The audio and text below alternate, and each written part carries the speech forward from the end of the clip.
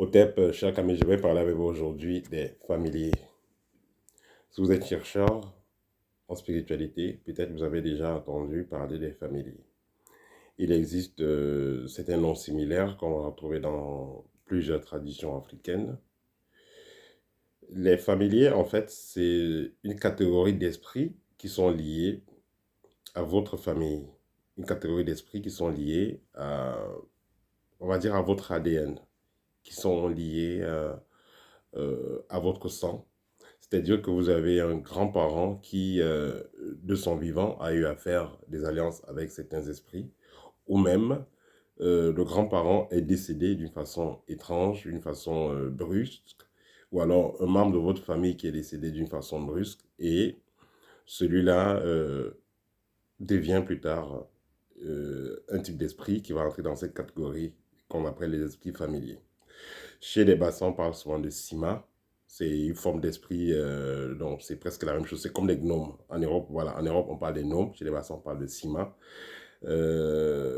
Chez les Congolais, ils parlent souvent de, voilà, de Bankita, de Kuyo, des trucs comme ça, voilà. Donc, c'est dans cette catégorie d'esprits-là. Donc, ce sont des esprits qui sont soit liés à votre famille, soit ce sont des esprits qui sont, qui ont été, qui ont vu le jour après un assassinat ou après une mort brutale.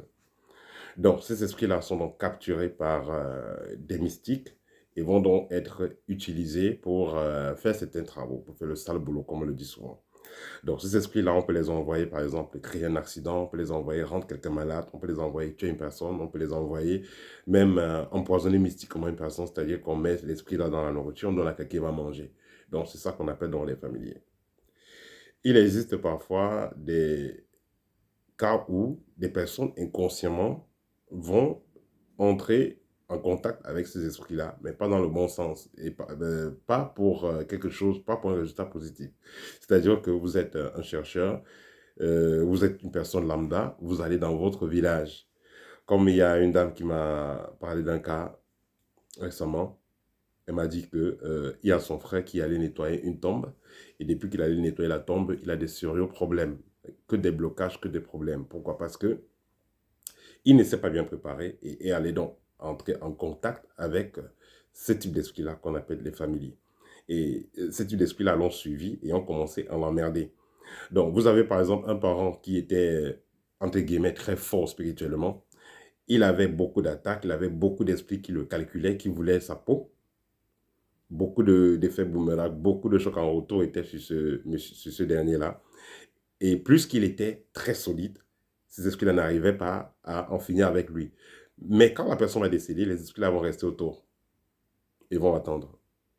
Si maintenant il y a quelqu'un qui revient avec le même sang, avec le même ADN de ce monsieur, alors ces esprits-là peuvent s'en charger, peuvent décider de suivre cette personne-là.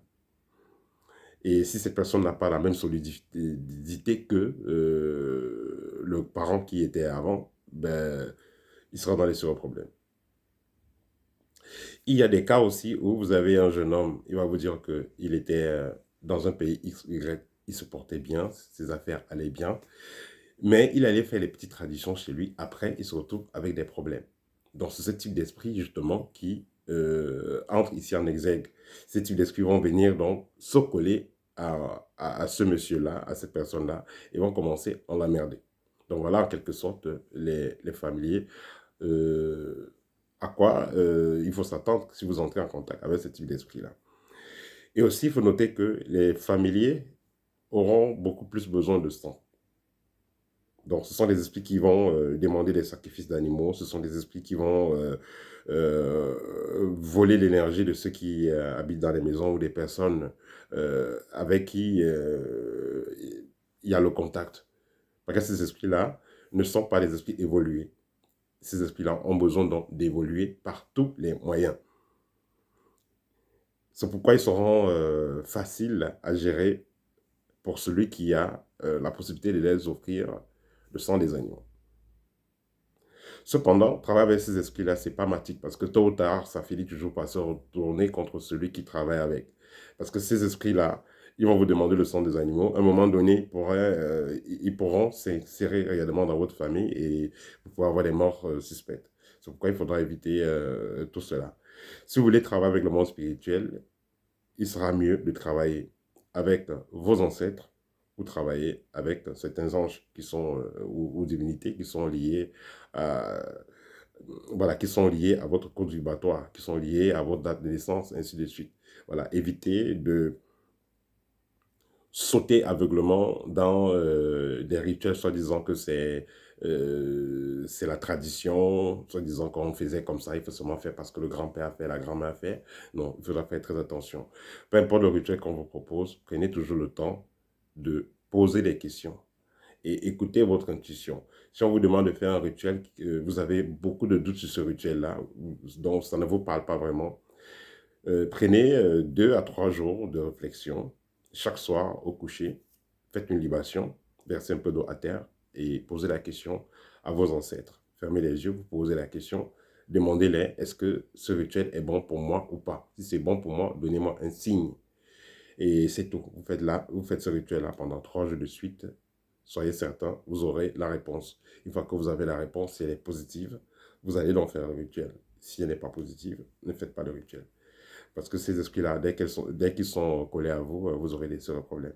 Comme je l'ai dit, que ce soit les problèmes d'accident, que ce soit les problèmes de maladies bizarres, que ce soit le fait que vous n'arrivez pas à dormir à la maison parce qu'il y a des présences à la maison, les gens sont malades, des pertes d'argent et tout ça, ce sont des familiers, ce sont ces esprits-là. Et ces esprits-là peuvent vous suivre parce que vous êtes dans la famille, vous êtes lié à ces esprits-là parce que vous êtes dans la même famille, on peut dire ça comme ça. Ils peuvent vous emmerder aussi parce qu'on les a envoyés vers vous. Parce qu'on peut aussi envoyer ces esprits vers vous, même si ce n'est pas votre famille. Un marabout ou un féticheur, ou bien appelez ça comme vous voulez, peut décider d'envoyer ces esprits nuits à autrui. Il reçoit de l'argent et il a vos coordonnées et il entre en contact avec vous et vous envoie ces esprits-là vous emmerder. On peut envoyer ces esprits-là par un appel téléphonique, on peut les envoyer de façon astrale, on peut les envoyer par un cadeau. Voilà. C'était le petit partage d'aujourd'hui. J'espère que vous avez appris quelque chose. Et notez ceci, les familiers sont assez rusés. Le sel, vous versez tout simplement du sel ou brûlez tout simplement de l'encens. Ça ne peut pas agir. Vous devez vitaliser ce sel, vitaliser cet encens. Et au besoin, contactez un maître spirituel pour vous aider à résoudre ce type de problème-là. C'est pourquoi nous sommes là. Vos petits... voilà, les petits encens, les petits rituels là ne vont pas aider. Il faut nous contacter. Nous allons vous aider à gérer ce type de cas. Voilà, c'était tout pour aujourd'hui. N'hésitez pas aussi si vous avez besoin d'une consultation. Au TEP et à très bientôt.